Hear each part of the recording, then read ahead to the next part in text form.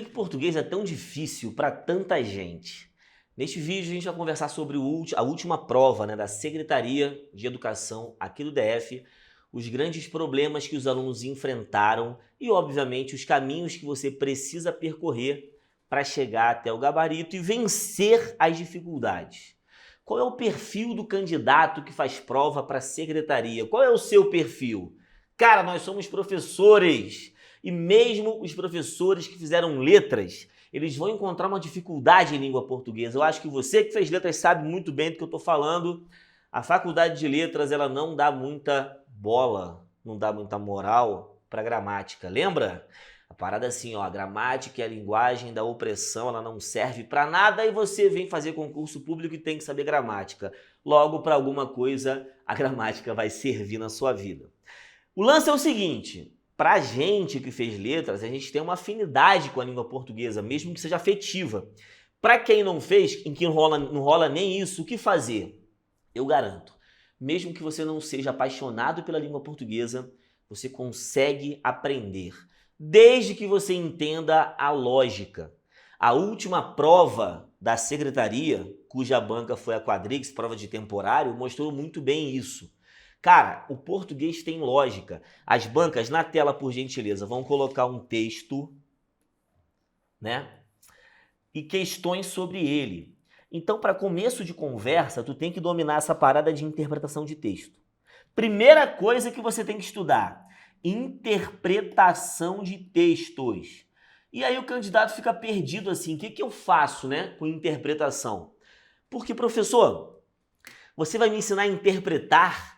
Eu sempre disse, eu sempre tive um dilema na minha vida, eu confesso a vocês. Eu ficava assim, cara, como é que eu vou ensinar as pessoas a interpretar?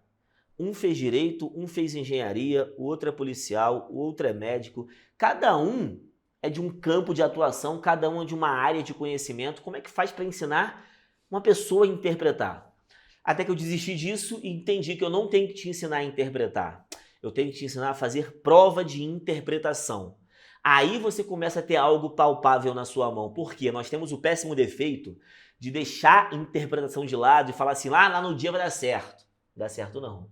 Se você não treinar, é igual com gramática. Vai sofrer, vai bater na trave. Gramática é como? Aprende crase e vou treinar. Interpretação, eu tenho também que treinar. Porque nos editais, o que você vai ter de interpretação? O conceito de interpretação e de compreensão, que querendo ou não, família, são coisas diferentes. A gente acha que não, mas a compreensão é algo que você vê, é algo que você ouve, é algo que você capta no texto com palavras. E a interpretação você vai até as entrelinhas para poder entender. Para você interpretar o texto, você tem que ter uma capacidade de abstração e ir até as entrelinhas. Se eu falo para você, eu estou cansado de discutir política, eu já estou dizendo nas entrelinhas que eu não vou discutir política. Que eu já discuti muito política. E eu não estou mais afim de discutir política. A minha frase era, eu estou cansado. Tu não vai me falar, descansa lá e volta pra gente discutir. Tu não vai falar isso. Porque eu não disse que eu estou cansado nesse sentido. A minha frase foi uma frase para fazer você interpretar que eu não estou afim de discutir política. Então, interpretação é ir um pouco além do conceito de compreensão. Na tela, malandro, também tem coesão no edital. Coesão é essa relação entre os vocábulos dentro de um texto. De retomada, quando você evita a repetição de um vocábulo e coloca outro no lugar dele. E aí tem que saber esses processos de coesão. Se a coesão é anafórica, catafórica, tudo isso vai ser cobrado de você na sua prova. Além disso, na tela você tem que saber tipos textuais, ou seja, você tem que pegar, por exemplo, e saber se o texto é narrativo, se o texto é expositivo / informativo, se ele é argumentativo, e para isso, você tem que ler com atenção, E eu tenho uma técnica infalível no meu curso de interpretação. Cara, uma técnica infalível que é a técnica da paráfrase. Lá você vai aprender uma técnica fantástica para interpretar tudo que você está lendo, para não ter erro. E num quarto ponto você vai ter semântica dos modos e tempos verbais. A banca perguntando o que significa, aquele verbo empregado no pretérito imperfeito, para que ele foi empregado, qual é o objetivo do autor Tudo isso tem que saber. Aqui a gente fecha a interpretação e entra no nosso universo maravilhoso da gramática, pelo qual a gente é completamente apaixonado. Concorda? O cara, não concordo não. Em gramática, você vai ter morfologia, você vai ter sintaxe. O que cai desses dois? Sintaxe é gigante, irmão. Sintaxe é um termo... é gigante, é muito grande. É grande pra caramba. Sintaxe você vai ter análise sintática, tem que saber analisar sintaticamente, chamar um cara de objeto direto, chamar um cara de complemento nominal, chamar um cara de adjunto adverbial, né? Você tem que saber reconhecer isso. Depois eu vou dar umas dicas sobre isso para vocês. Fiquem tranquilos que vai fluir bonito. Tem que saber objeto direto, objeto indireto. Olha essa frase aqui rapidão. Eu investi sem medo. O que seria essa expressão sem medo, né? Porque para você saber a função sintática de um cara que está conectado com o verbo, você tem que saber um assunto muito bacana, que é um assunto chamado transitividade verbal.